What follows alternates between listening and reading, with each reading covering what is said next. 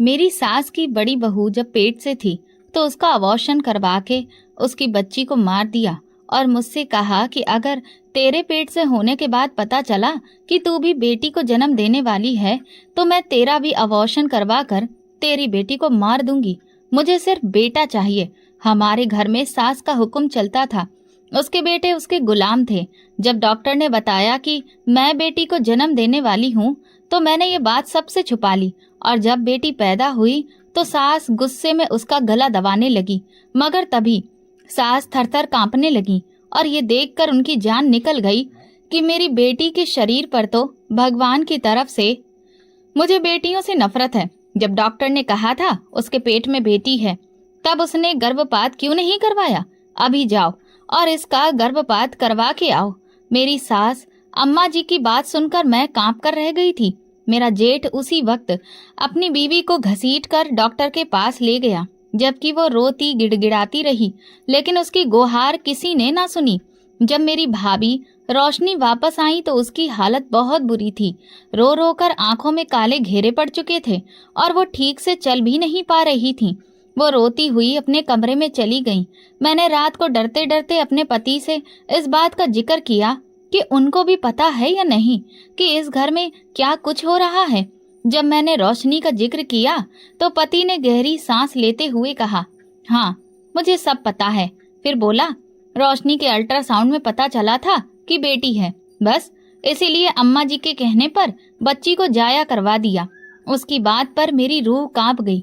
ये शब्द जैसे पत्थर बनकर गिरे और मेरी आंखों में आंसू आ गए। अगले रोज अम्मा जी ने मुझे बाजार चलने को कहा तो मैं खामोशी से उनके साथ बाजार चली गई। रास्ते में वो अलग अलग बहुओं के किस्से छेड़ती रहीं कि किस बहू ने बेटे पैदा किए और किसने घर की नाक कटवा दी।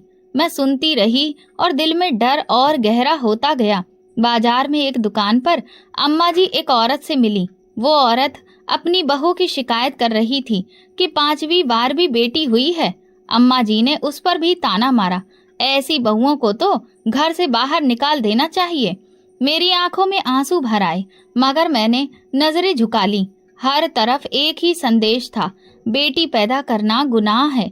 शाम को जब मैं छत पर गई तो रोशनी भाभी वहां पहले से मौजूद थी। वो अकेली बैठी चादर में लिपटी आसमान को देख रही थी। मैं दबे कदम उनके पास जाकर बैठ गई। कुछ देर बाद उन्होंने कहा, तुम्हें पता चल गया होगा ना? मैंने धीरे से सर हिलाया। उन्होंने करवट बदलते हुए हंसकर कहा, ये घर बेटियों का कातिल है ममता। यहाँ रहम सिर्फ बेटों के लिए है और बहू का काम है बस बेटे पैदा करना। मेरे होंठ कांपने लगे। रोशनी भाभी की बातों में तल्खी थी मगर सच्चाई भी थी। उसी वक्त अम्मा जी की आवाज गूंजी, ममता नीचे आकर दूध गर्म करो। मैं जल्दी से उठ खड़ी हुई। रोशनी ने जाते जाते बस इतना कहा, अपनी कोख की हिफाजत करना, यहाँ रहम नहीं मिलता। रात गए जब सब सो गए तो मैंने चुपके से अपने पलंग पर लेटे लेटे प्रार्थना की, हे भगवान मेरी इज्जत रखना, मुझे हिम्मत देना। दिल पर एक बोझ सा था। सच्चाई जानकर जैसे जिंदगी की मिठास खत्म हो गई थी। अब हर मुस्कुराहट के पीछे एक डर छुपा हुआ था। हर खुशी की उम्मीद एक साए में लिपटी दिखाई देती थी। सुबह हुई तो अम्मा जी की आवाज से आंख खुल गई। आंगन में खड़े होकर वो जोर जोर से हिदायत दे रही थी। रोशनी भाभी झुकी झुकी उनके हुक्म पर काम कर रही थी और मैं भी चुपचाप नीचे आकर उनके साथ लग गई। अम्मा जी की आवाज पूरे घर पर राज करती थी। उनकी मौजूदगी में कोई ऊंची आवाज में बात करने की हिम्मत नहीं करता था। ममता बर्तन धोना सीख लो, बहू हो बहू, ससुराल में राज करने नहीं आई हो, सेवा करने आई हो। अम्मा जी ने ताने भरे लहजे में कहा। मैंने चुपचाप सर झुका लिया। यहाँ बोलने का हक किसी के पास नहीं था। सब कुछ अम्मा जी की मर्जी के मुताबिक चलता था। यहाँ तक कि घर के मर्द भी उनके सामने दबी जुबान में बात करते थे। खाने के बाद अम्मा जी ने आंगन में बैठकर अपनी खटिया के नीचे से एक पुराना संदूक निकाला। सब औरतों को बुलाकर बिठा लिया और पुरानी तस्वीरें और कागजात निकालकर दिखाने लगी। हर तस्वीर के साथ एक कहानी थी और हर कहानी में यही सबक था कि बेटे होना फक्र है और बेटियां बोझ। देखो, ये मेरी शादी के वक्त की तस्वीर है। उन्होंने एक ब्लैक एंड व्हाइट तस्वीर दिखाते हुए कहा। मेरे ससुर ने कहा था बेटा पैदा ना किया तो दरवाजा दिखा देंगे। मैंने उनके कहने पर 2 बेटे पैदा किए, कभी बेटी का नाम भी जुबान पर नहीं लाई। सबने हाँ में हाँ मिलाई। रोशनी ने खामोशी से नजरें नीचे कर ली। मैंने एक पल को सोचा कि अम्मा जी किस कदर फक्र से ये सब सुना रही थीं, जैसे बेटियों को ना पैदा करना कोई इनाम हो। शाम को मोहल्ले में एक पूजा थी। अम्मा जी ने हमें साथ ले जाना जरूरी समझा। पूजा में कई औरतें जमा थीं। बातों बातों में एक औरत ने बताया कि उसकी बहू ने दूसरी बार भी बेटी पैदा की है। अम्मा जी ने फौरन तेज लहजे में कहा, ऐसी बहू के तो पांव में जंजीर डाल देनी चाहिए, बेटियों का बोझ कौन उठाएगा भला। लोग कह कहे लगाकर हंसने लगे। मैं चुप बैठी सब सुन रही थी। रोशनी भाभी की नजरें मेरी नजरों से मिली। दोनों आंखों में एक सा डर था। रात को वापसी पर रास्ते में अम्मा जी ने कहा, ममता याद रखना, हमारी इज्जत बेटों से है, इस घर में बेटियों की कोई जगह नहीं। तेरे जिम्मे भी यही फर्ज है। मैंने खामोशी से सर झुका लिया, जुबान जैसे गूंगी हो गई।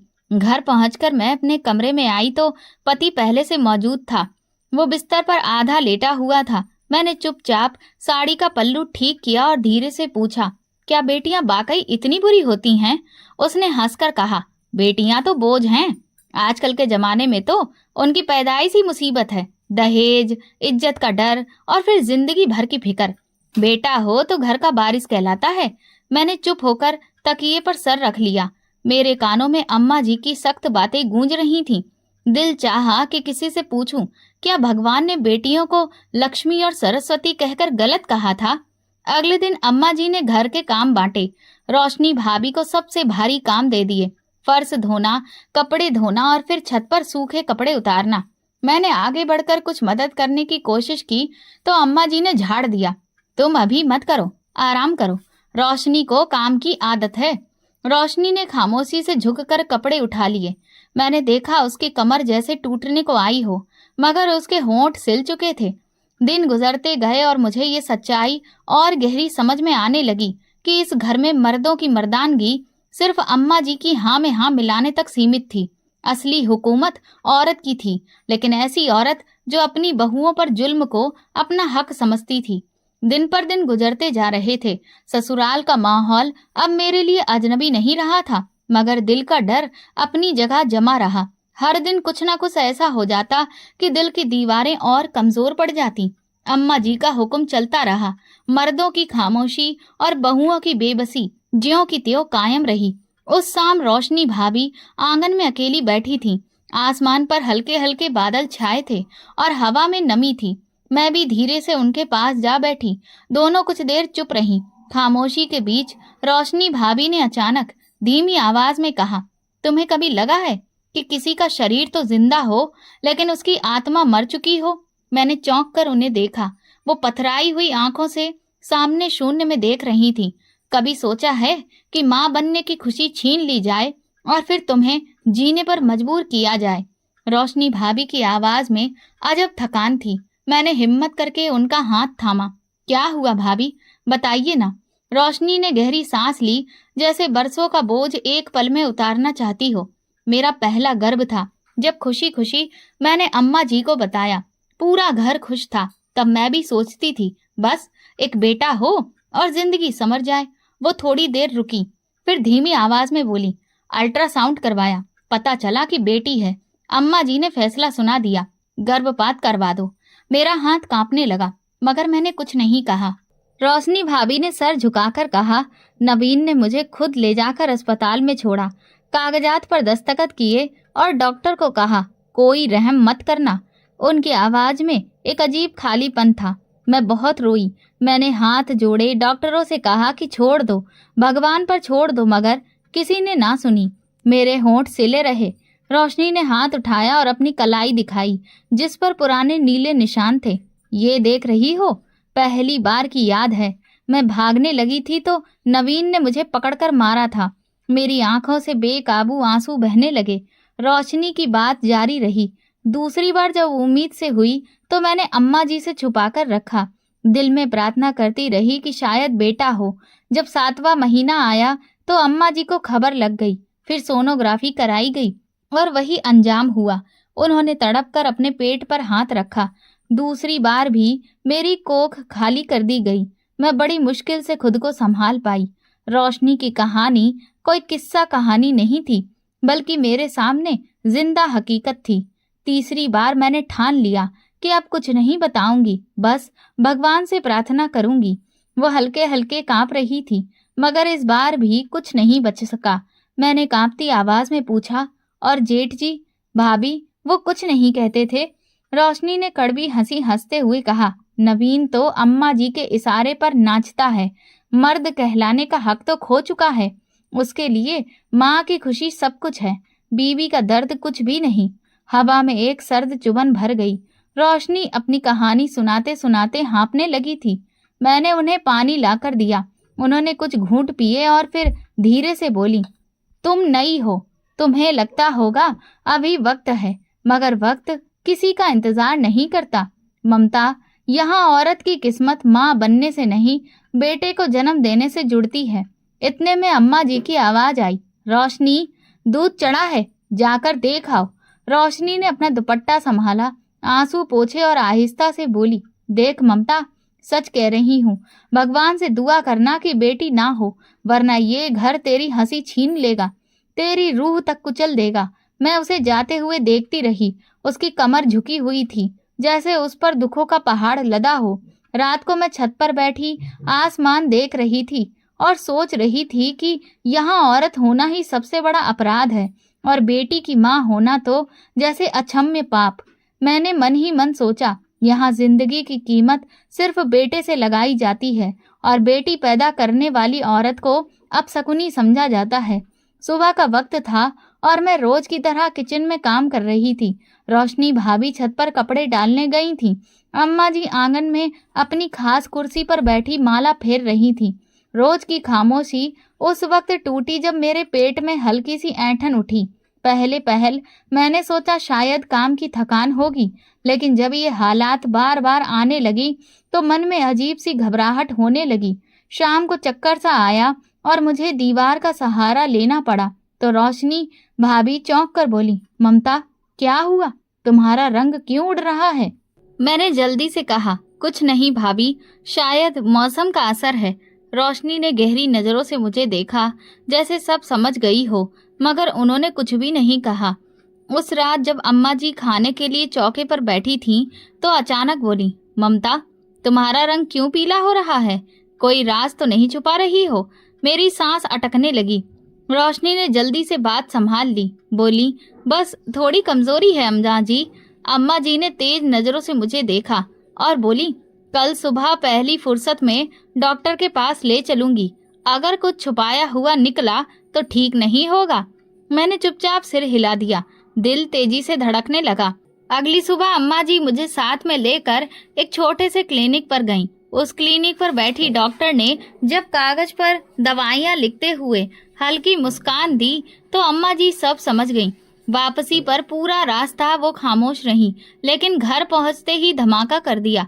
सुनो सब लोग, ममता उम्मीद से है। उन्होंने ऐसे ऐलान किया जैसे कोई बड़ी जीत हासिल कर ली हो। रोशनी भाभी किचन से निकल कर आईं और मेरी तरफ देखकर मुस्कुराईं, मगर उनकी मुस्कुराहट में भी छिपा हुआ डर साफ झलक रहा था। अब हर वक्त अम्मा जी मेरे खाने पीने का खास ख्याल रखने लगी। हर दोपहर मुझे दूध और बादाम देना जरूरी हो गया, मगर साथ साथ ये ताना भी सुनने को मिलता, याद रखना, अगर बेटी हुई तो तेरी किस्मत भी रोशनी जैसी होगी। मेरे पति का रवैया भी बदलने लगा। पहले वो मेरे प्रति लापरवाही करता था, अब कभी कभी मेरे लिए फल लाता या दवा खरीद देता, मगर उसकी हर नरमी के पीछे छिपी उम्मीद बस एक ही थी, बेटा। 2 दिन बाद अम्मा जी मुझे अल्ट्रासाउंड के लिए शहर के बड़े क्लिनिक ले गईं। गाड़ी में बैठते ही बोली, ध्यान रखना, अगर रिपोर्ट में कुछ गलत निकला तो मैं खुद फैसला करूंगी कि आगे क्या करना है। क्लिनिक में डॉक्टर ने बहुत नरमी से बात की। जब अंदर बुलाकर अल्ट्रासाउंड किया तो अम्मा जी भी साथ थीं। डॉक्टर ने पर्दा खींचकर अम्मा जी को अलग बैठा दिया, मगर उनकी नजरें मुझ पर गड़ी हुई थीं। रिपोर्ट देखते हुए डॉक्टर बोली, अभी तो शुरुआती दिन है, पक्का पता कुछ हफ्तों के बाद चलेगा, लेकिन उम्मीद अच्छी है। अम्मा जी ने डॉक्टर से नजरें चुराकर धीमी आवाज में पूछा, बेटा होगा ना? बेटी का तो सवाल ही पैदा नहीं होता। डॉक्टर ने मुस्कुराकर टाल दिया, मगर अम्मा जी का चेहरा सख्त हो चुका था।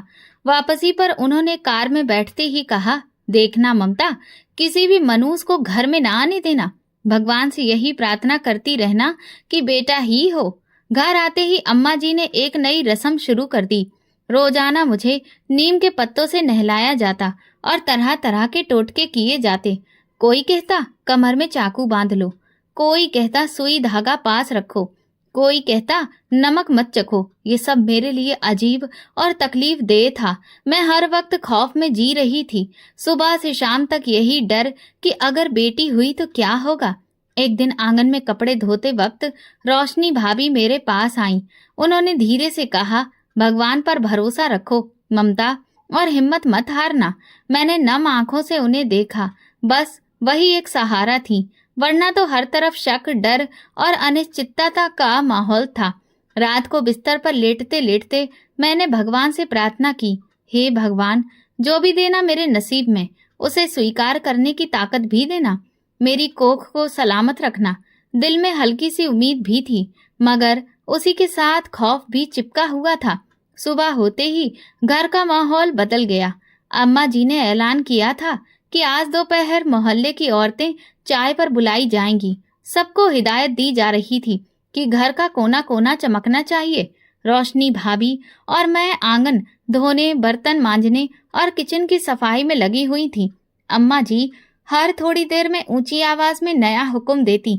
दोपहर ढलते ढलते औरतें आने लगीं। आंगन में कुर्सियां डल गईं, छोटी छोटी थालियों में चाय और बिस्कुट रख दिए गए। मैं कोने में चुपचाप बैठी सब देख रही थी।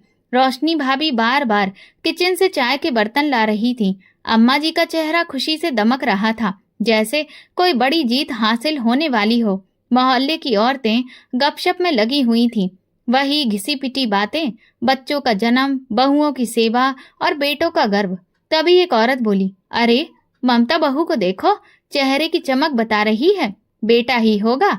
अम्मा जी ने फौरन हंसकर कहा, शुक्र है बहन, हमारी तो यही प्रार्थना है कि वंश आगे बढ़े, बेटा हो और घर परिवार का नाम रोशन करे। फिर दूसरी औरत बोली, पिछले मोहल्ले की सुनीता कि यहाँ छठी बेटी हुई है, सुनकर तो कलेजा मुंह को आ गया। भगवान बचाए ऐसे नसीब से। दूसरी ने जोड़ा, और क्या, बेटियां तो बोझ हैं, आजकल कौन रोता है बेटियों के लिए, बस कचरे में फेंकने वाली बात है, बात खत्म। उनकी बातें सुनकर मेरा दिल कसकर जकड़ गया। तभी रोशनी भाभी किचन से बाहर आई तो हमारी नजरें मिली। उनकी आंखों में भी वही डर साफ झलक रहा था। तभी अम्मा जी ने ऊंची आवाज में कहा, मैं तो कहती हूँ, अगर खुदा ना खास्ता ममता ने बेटी पैदा कर दी ना, तो वो बच्ची कचरे के ढेर पर फेंक दी जाएगी। हमारे घर में ऐसी औलाद की कोई जगह नहीं। उनका लहजा सख्त और बेरहम था। पल भर के लिए पूरे माहौल में सन्नाटा छा गया। औरतों ने एक दूसरे को देखकर अजीब मुस्कान दी और फिर बात बदल दी, मगर मेरे कान वो शब्द सुन चुके थे। चाय के बर्तन समेटते वक्त मैंने रोशनी भाभी से धीमी आवाज में पूछा, क्या अम्मा जी सच में ऐसा कर सकती हैं? उन्होंने अफसोस भरी नजरों से मुझे देखा और बोली, जो 3 बार मेरे साथ कर चुकी हैं, वो कुछ भी कर सकती हैं। शाम को अम्मा जी ने मुझे अपने कमरे में बुलाया। मैं धीरे धीरे अंदर गई। वो अपनी खास कुर्सी पर बैठी थीं और हाथ में माला थी। बैठो ममता, उन्होंने इशारा किया। मैं चुपचाप कालीन पर बैठ गई। अम्मा जी ने नजरें मुझ पर गाड़ते हुए कहा, देखो बेटी, मैंने जिंदगी में बहुत कुछ देखा है। दुनिया बेटियों के सहारे नहीं चलती। बेटियां सिर्फ शर्मिंदगी का कारण बनती हैं। अगर तुम्हारी कोख से बेटी पैदा हुई तो याद रखना, उसका ठिकाना ये घर नहीं होगा। मैंने नजरें झुका ली। दिल में तूफान था, मगर जुबान बंद थी। वह आगे बोली, मैंने तुम्हें सर आंखों पर बिठाया है, मगर ये इज्जत सिर्फ बेटे की पैदाइश से कायम रह सकती है। बेटी का मतलब है तुम खुद अपने लिए बेइज्जती का रास्ता चुनोगी। उनकी हर बात खंजर की तरह दिल में उतर रही थी। मैं खामोशी से उठी और अपने कमरे में चली आई। कमरे में आकर मैंने अपने पेट पर हाथ रखा। अभी तो चंद हफ्ते ही हुए थे, मगर दिल को लग रहा था जैसे सदियों का बोझ उठा रखा हो। हर पल यही ख्याल, यही डर, यही धड़कन कि अगर गलती से बेटी हुई तो क्या होगा। रात गए मैंने रोशनी भाभी को छत पर अकेली बैठे देखा। मैं भी धीरे धीरे कदमों से ऊपर चली गई। भाभी, मैंने पुकारा। उन्होंने पलट कर देखा और थकी सी मुस्कुराहट दी।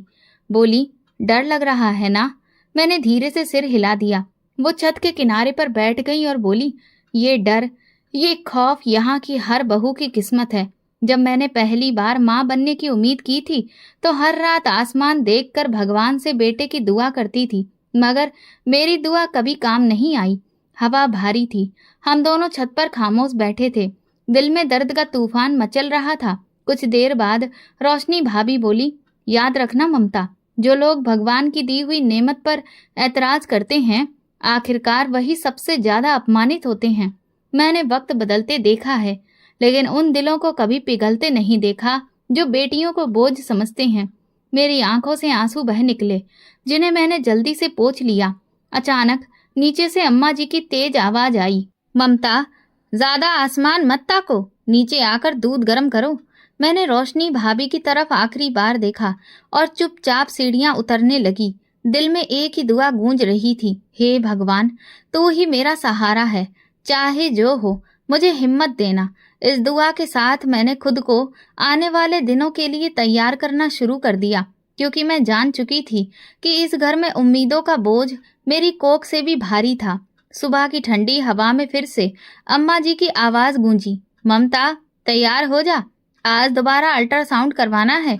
अब तो 4 महीने हो गए हैं, सच जानने का वक्त आ गया है। मेरे हाथ से कंघी गिरते गिरते बची। अम्मा जी की तेज नजरों ने मुझे और ज्यादा डरा दिया।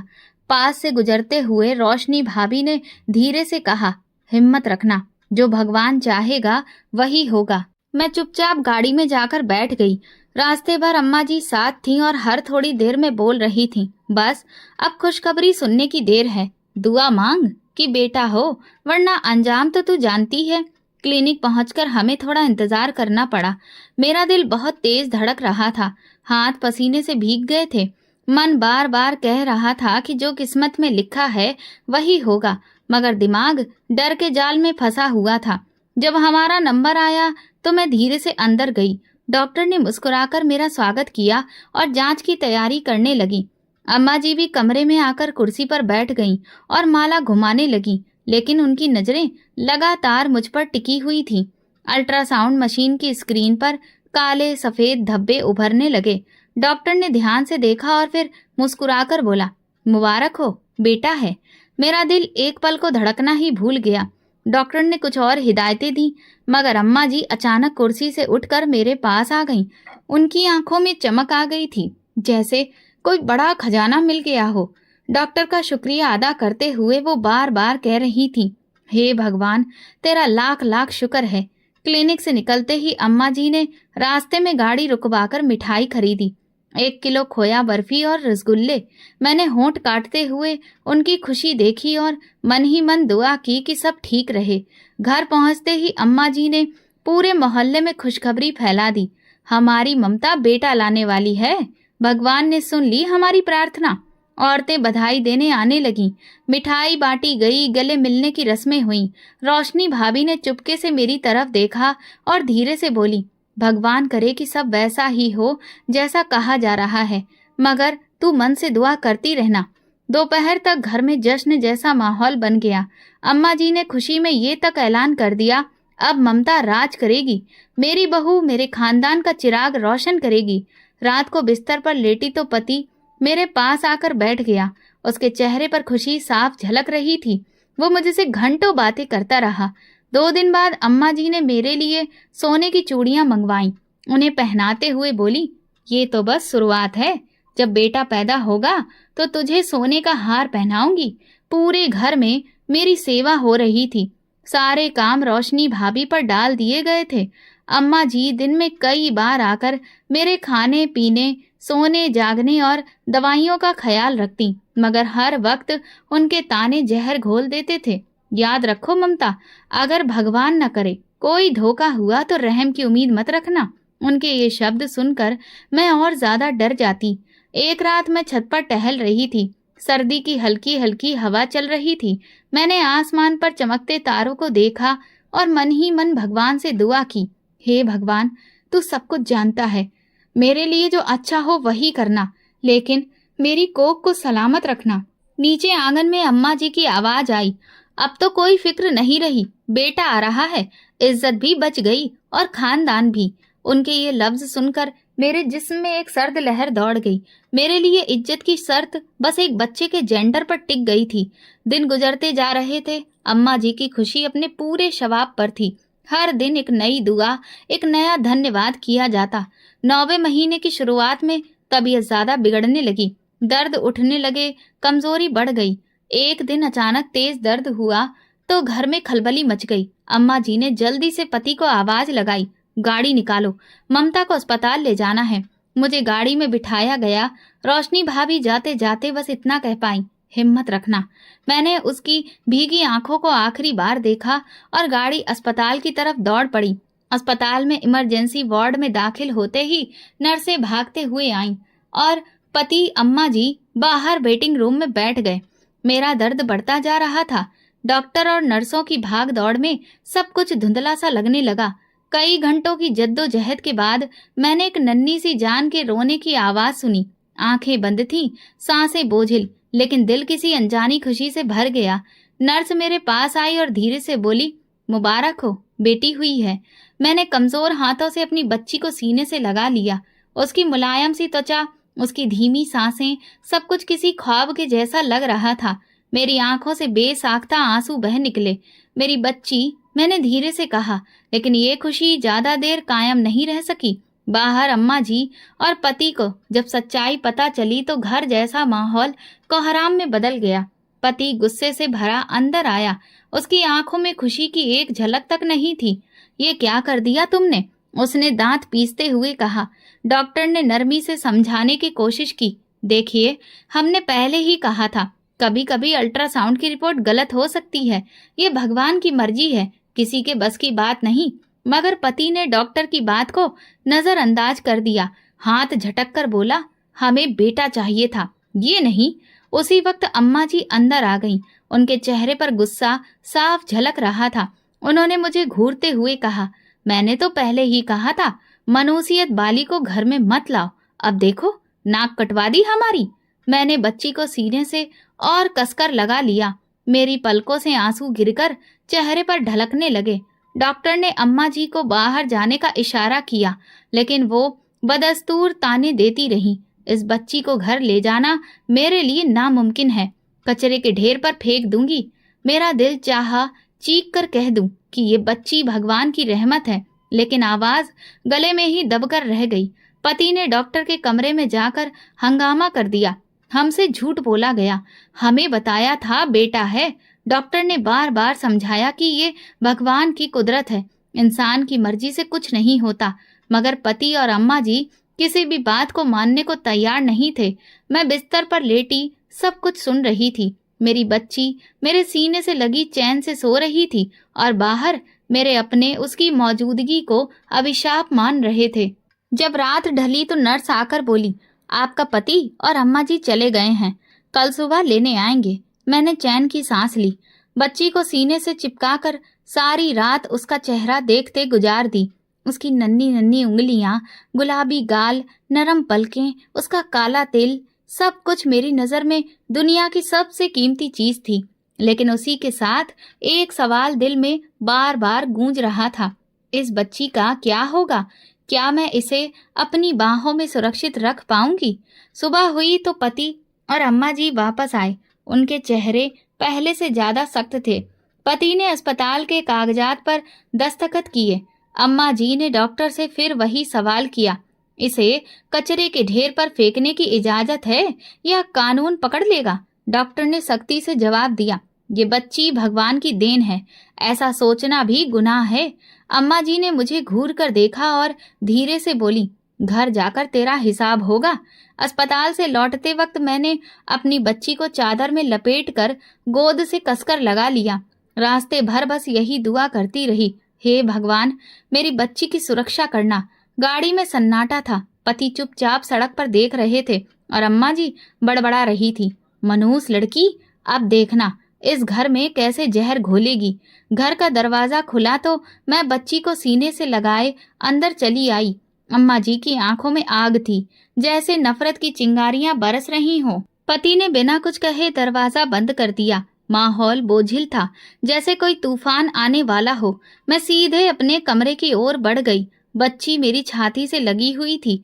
उसकी नन्ही सांसें मुझे थोड़ी राहत दे रही थी। बिस्तर पर बैठकर मैंने उसे चादर में लपेटकर गोद में लिया। वो हल्की हल्की करवट बदलती, कभी अपने नन्हे हाथ हिलाती। तभी दरवाजे पर कदमों की आहट हुई। मैंने चौंक कर देखा। अम्मा जी कमरे में दाखिल हुई। उनके पीछे पति भी थे। अम्मा जी बोली, चलो बच्ची दो। मैंने घबराकर उसे और पास कर लिया। क्या मतलब अम्मा जी? ये मेरी बेटी है। उनके चेहरे पर खौफनाक मुस्कान थी। ये तेरे पास नहीं रहेगी, अब इसे बाहर फेंका जाएगा।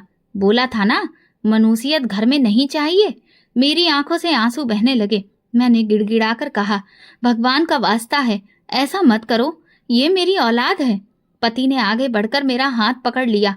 अम्मा जी जो कह रही हैं वही होगा, बच्ची हमें दे दो। मैंने पूरी ताकत से हाथ छुड़ाया और बच्ची को और कसकर सीने से लगा लिया। नहीं, मैं अपनी बच्ची किसी को नहीं दूंगी, चाहे मेरी जान चली जाए। अम्मा जी ने इशारा किया और पति ने झटके से बच्ची मेरे हाथों से छीन ली। बच्ची जोर से चीख कर रोने लगी। मेरा दिल बंद हो गया।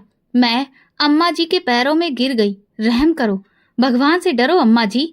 अम्मा जी का चेहरा और सख्त हो गया। इस घर में रहम बेटों के लिए होता है, बेटियों के लिए नहीं।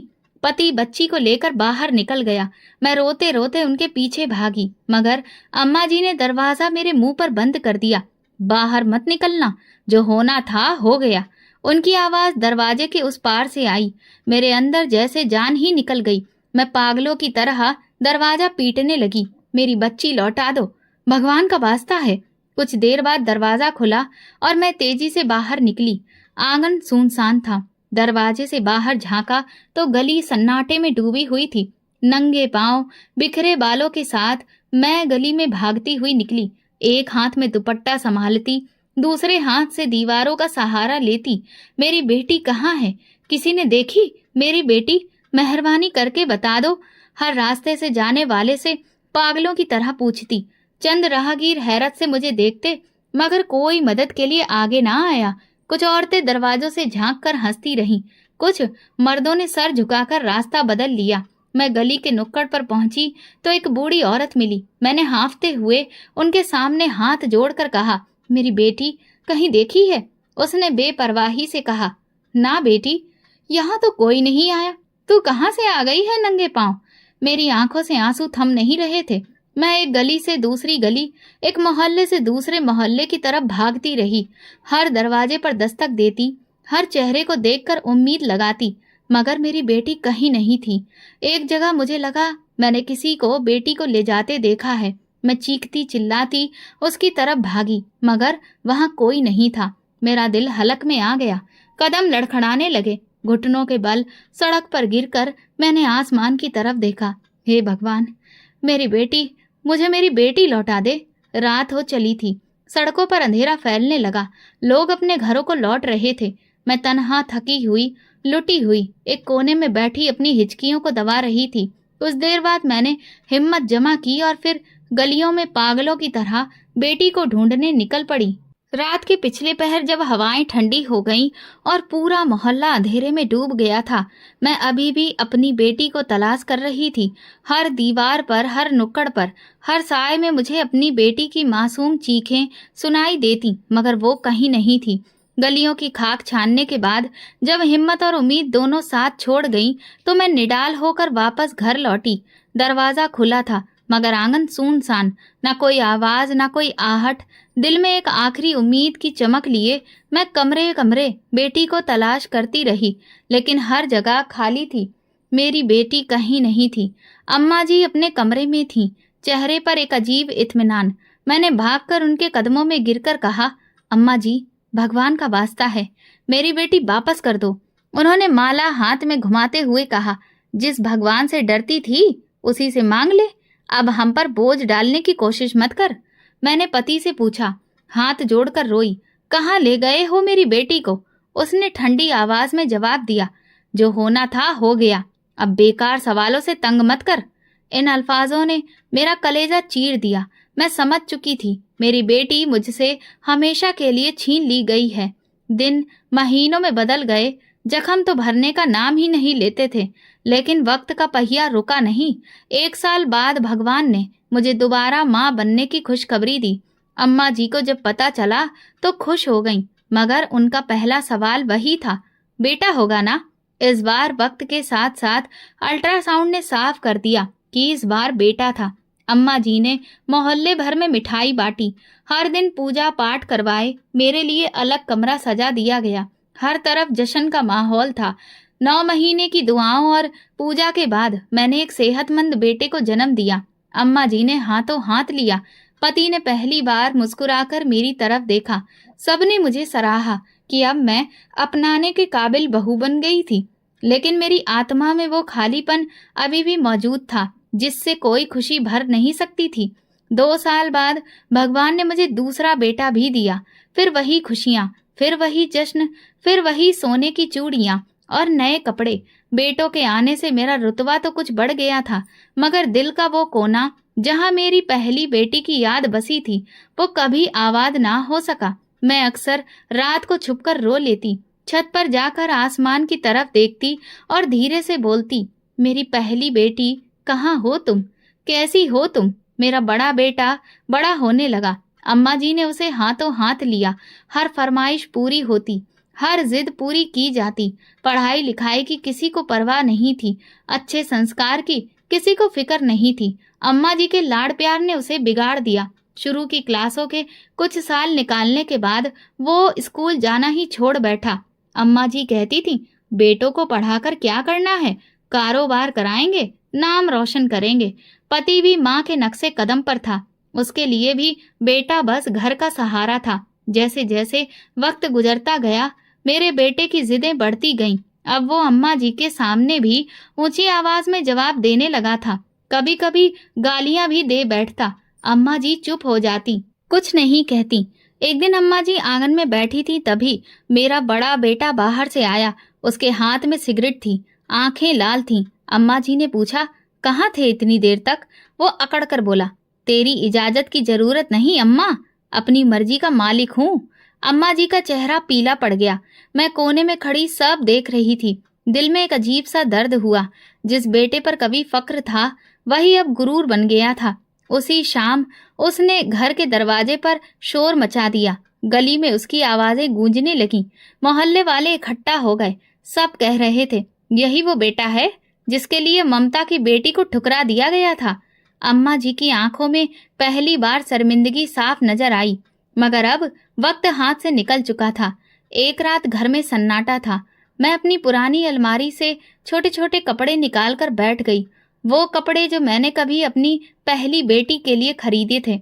एक नन्ही सी जुराब हाथ में ली और दिल से आह निकली, काश तू आज मेरे साथ होती। मेरी आंखों में आंसू भर आए। घर में बेटा था, मगर उसका होना भी मेरे दिल की तन्हाई मिटा न सका। कुछ दिन बाद एक सुबह अम्मा जी को अचानक सीने में जोर का दर्द उठा। मैं बच्चों के कमरे में थी, तभी उनकी कराह सुनकर भागी। देखा तो अम्मा जी बिस्तर पर हाथ सीने पर रखकर तड़प रही थीं। मैंने फौरन पति को बुलाया। बड़ी मुश्किल से उन्हें गाड़ी में डालकर शहर के बड़े अस्पताल ले जाया गया। इमरजेंसी में ले जाते ही नर्सें और डॉक्टर दौड़कर उनका इलाज करने लगे। पति परेशान खड़ा था और मैं भगवान से दुआ मांगती अस्पताल के कोने में बैठी थी। थोड़ी देर बाद एक नर्स आई और बोली, दिल के स्पेशल डॉक्टर आ रही हैं, वही आगे इलाज देखेंगे। कुछ वक्त गुजरा तो सफेद कोट में एक नौजवान औरत अंदर आई। उसकी चाल, उसका आत्मविश्वास और आंखों की चमक कुछ जानी पहचानी लगी। वो सीधी अम्मा जी के बेड तक गई। मैंने चौंक कर उसे देखा। उसके नैन नक्श मेरी शक्ल से मिलते जुलते थे। डॉक्टर ने अम्मा जी की रिपोर्ट देखी और नरमी से कहा, घबराइए मत, हम आपका अच्छा इलाज करेंगे। अम्मा जी ने नींद भरी आंखों से हल्का सा सिर हिलाया। पति भी पास खड़ा था और डॉक्टर को गौर से देख रहा था, जैसे कोई भूली हुई याद ढूंढ रहा हो। जब डॉक्टर पीछे हटी तो मैं हिम्मत करके उसके पास गई और धीरे से पूछा, बेटा तुम्हारा नाम क्या है? डॉक्टर ने मुस्कुराकर कहा, मेरा नाम आराध्या है, डॉक्टर आराध्या। ये नाम सुनकर मेरे दिल में अजीब सी कसक उठी। मैंने अनजाने में उसकी कलाई देखी। वहां एक मोटा काला तिल था, वही तिल जो मैंने अपनी पहली बेटी के हाथ पर देखा था। मेरे कदम कांपने लगे। दिल चीख कर बोला, यही वो है। मैंने कांपते लबों से पूछा, बेटा तुम्हारे माँ बाप कौन हैं? उसने मुस्कुराकर कहा, मुझे बचपन में एक बेऔलाद जोड़े ने गोद लिया था। उन्होंने बताया था कि मुझे कचरे के ढेर से उठाया गया था। वही मेरे सब कुछ हैं। आज जो भी हूँ उन्हीं की बदौलत हूँ। मेरी आंखों से आंसू रुक न सके। मैंने चेहरा दोनों हाथों से ढक लिया। सामने खड़ी ये पढ़ी लिखी खूबसूरत लड़की मेरी ही खोई हुई बेटी थी, जिसे किसी ने बेरहमी से ठुकरा दिया था। उसी वक्त अम्मा जी ने नींद में आंखें खोली। आराध्या उनके पास बैठ गई और उनका हाथ पकड़कर बोली, घबराइए मत अम्मा जी, अब आप सुरक्षित हाथों में हैं। अम्मा जी ने आराध्या के हाथ पर नजर डाली। तिल देखते ही उनके चेहरे का रंग बदल गया। ये अम्मा जी हकलाते हुए कुछ कहना चाहती थी, मगर अल्फाज गले में अटक गए। पति ने भी आराध्या को गौर से देखा। शायद दिल के किसी कोने में पछतावे ने सिर उठा लिया था। आराध्या ने हंसकर कहा, क्यों अम्मा जी हैरान हो गई? जिंदगी कभी कभी बड़े उलटफेर दिखाती है। जिन्हें हम बोझ समझकर छोड़ देते हैं, वही आगे चलकर हमारी उम्मीद बन जाते हैं। अम्मा जी का हाथ कांपने लगा, आंखों से आंसू बह निकले। मैंने आगे बढ़कर आराध्या का हाथ थामा। बेटा, मेरी आवाज भर्रा गई, तू ही है मेरी आराध्या, मेरी खोई हुई आराध्या। आराध्या ने मेरी तरफ देखा, चंद लम्हों के लिए खामोश रही, फिर धीरे से बोली, माँ होना सिर्फ जन्म देने से नहीं होता। परवरिश, मोहब्बत, कुर्बानी, ये सब एक औरत को माँ बनाते हैं। मेरे आंसुओं का बांध टूट गया। अस्पताल के कमरे में एक अजीब सी खामोशी छा गई। अम्मा जी अपने बिस्तर पर लेटी रहीं। उनके चेहरे पर शर्म और पछतावे की लकीरें साफ नजर आ रही थीं। रात को जब सब लोग बाहर निकले, आराध्या मेरे पास आई, बोली, मैं जानती हूँ कुछ रिश्ते खून के होते हैं, कुछ एहसास के। आपने जो दर्द सहा है, शायद वो मेरी आत्मा ने महसूस किया हो, इसलिए मैं आज यहाँ हूँ। मैंने कांपती आवाज में कहा, बेटा, मैंने तुझे नहीं छोड़ा था, मुझे तुझसे छीन लिया गया था। आराध्या ने मेरा हाथ थाम कर कहा, अब जो हो चुका वो बदला नहीं जा सकता, मगर जो वक्त बाकी है उसे हम अच्छा बना सकते हैं। आराध्या ने अम्मा जी का इलाज संभाल लिया, उनका हर लम्हा ध्यान से ख्याल रखा। अस्पताल का स्टाफ भी आराध्या की तारीफ करते नहीं थकता। एक दिन अम्मा जी ने आराध्या को बुलाया और कांपती आवाज में बोली, बेटा मुझे माफ कर दे, मैंने तेरी सूरत में भगवान के तोहफे को ठुकरा दिया था। आज देख, जिन बेटों पर फकर था वही मुझे छोड़ गए, और तू जिसे मैंने दुत्कारा वही मेरी जिंदगी बचा रही है। आराध्या ने मुस्कुराकर कहा, भगवान माफ करने वाला है अम्मा जी, हम भी माफ कर सकते हैं। अम्मा जी फूट फूट कर रोने लगी। मैं दरवाजे के पास खड़ी ये मंजर देख रही थी। दिल में एक अजीब सा सुकून था, जैसे बरसों का बोझ एक पल में हल्का हो गया हो। अम्मा जी ने एक दिन आंखें खोली तो सबसे पहले आराध्या नजर आई। उनके होठों से बेसाख्ता निकला, बेटा। आराध्या ने तुरंत उनका हाथ पकड़ लिया। अम्मा जी, मैं यही हूँ। अम्मा जी की आंखों से मोटे मोटे आंसू बहने लगे। मैं जालिम थी, जाहिल थी, मुझसे बड़ी पापिन कोई नहीं। उनकी आवाज टूट रही थी। मैंने तो इंसानियत को भी शर्मसार कर दिया। आराध्या ने नरमी से कहा, मुझे खुशी है कि आपको अपनी गलती का एहसास हुआ है। ये सुनते ही अम्मा जी का सब्र टूट गया। वो जार जार रोने लगी। मैंने देखा उनका पूरा जिस्म हिचकियों से कांप रहा था। आराध्या ने उनका हाथ कसकर थामा, जैसे एक असली बेटी अपनी माँ का सहारा बनती है। कुछ ही दिनों में अम्मा जी की तबीयत पहले से बेहतर हो गई। अस्पताल से घर वापसी पर घर का माहौल बदला बदला सा था। आराध्या कभी दवा देती, कभी उनके पास बैठकर दिल बहलाती। पति और बेटे अब भी अपनी दुनिया में मगन थे। उनके लिए अम्मा जी की बीमारी और सेहत दोनों का कोई मतलब नहीं था। एक दिन मैं आराध्या के साथ देर तक बातें करती रही। मैंने उसका बचपन पूछा, उसके ख्वाबों के बारे में जाना। वो बड़ी खुशी से सब कुछ बताती रही। बोली, माँ, मैंने सोचा भी नहीं था कि मेरी असल माँ मुझे कभी मिलेंगी, लेकिन दिल के किसी कोने में हमेशा खालीपन रहा। आज समझ आया कि वो खालीपन क्यों था। मैंने नम आंखों से उसका हाथ थामा और कहा, बेटी, मैं हर पल तेरी कमी में जीती रही। तेरे बिना हर खुशी अधूरी थी। आराध्या ने हंसकर कहा, अब हम एक दूसरे के साथ हैं। ये सब भगवान की मर्जी से हुआ है। वक्त के साथ अम्मा जी की हालत और बेहतर होती चली गई। आखिरी दिनों में वो आराध्या को बार बार अपने पास बुलाती, उसके हाथ पकड़कर माफी मांगती। बेटी, मैंने तेरी माँ को भी दुख दिया और तुझे भी, मुझे माफ कर दे। आराध्या हर बार उनके हाथ पकड़कर कहती, अम्मा जी, मैंने आपको दिल से माफ कर दिया है। एक शाम अम्मा जी ने आखिरी बार आराध्या का हाथ थामा और धीरे से कहा, भगवान की नेमत की नाशुक्री ने मेरी दुनिया और मुक्ति बर्बाद कर दी। ये उनके आखिरी शब्द थे। चंद लम्हों बाद वो इस दुनिया से चली गईं। उनके अंतिम संस्कार के बाद घर में अजीब सा सन्नाटा छा गया। पति और बेटे रस्मी अफसोस के बाद फिर अपनी दुनिया में खो गए। मैं अक्सर आराध्या के साथ बैठकर भगवान का शुक्र अदा करती कि उसने मेरी खोई हुई बेटी को मुझसे मिला दिया, मगर दिल में एक जख्म हमेशा ताजा रहा, एक कसक जो कभी कम नहीं हुई। एक दिन जब सब खामोश थे, आराध्या मेरे पास आई और बोली, मम्मी, आप अपनी कहानी सबको सुनाएं ताकि लोग समझ सकें कि भगवान के तोहफे की नाकदरी क्या रंग दिखाती है। मैंने मुस्कुराकर उसकी बात मान ली। आज मैं अपनी कहानी आप सबको सुना रही हूँ। मैं ममता हूँ, एक माँ, एक बीबी, एक बहू और सबसे बढ़कर एक इंसान। मैंने अपनी जिंदगी में बहुत कुछ देखा। बेटी को गुनाह समझने वालों का घमंड, बेटों पर नाज करने वालों का राज। मैंने वक्त को बदलते देखा, तकदीर को बदलते देखा। आज मैं सबसे कहना चाहती हूँ, बेटा हो या बेटी, दोनों भगवान का आशीर्वाद हैं। जो भगवान के आशीर्वाद को ठुकराता है वो दुनिया में भी जलील होता है और भगवान के घर भी सुकून नहीं मिलता। बेटी की कदर करो, उसे बोझ मत समझो। मैंने अपनी बच्ची को कचरे में मिलने वाली हालत में खोया, लेकिन भगवान ने उसे दुनिया की कामयाबियों से सजाकर मुझे लौटाया। ये मेरा अंजाम नहीं, ये मेरी नई शुरुआत है। दोस्तों, आप किस शहर से हमारी कहानी सुन रहे हैं, कमेंट में बताएं। अगर आपको हमारी कहानी पसंद आई हो तो कमेंट करके ज़रूर बताएं। वीडियो को लाइक करें और ज़्यादा से ज़्यादा शेयर करें। अगर आप चैनल पर नए हैं तो सब्सक्राइब जरूर करें और नोटिफिकेशन बेल दबाएं ताकि अगली अपडेट सबसे पहले आपको मिले। धन्यवाद।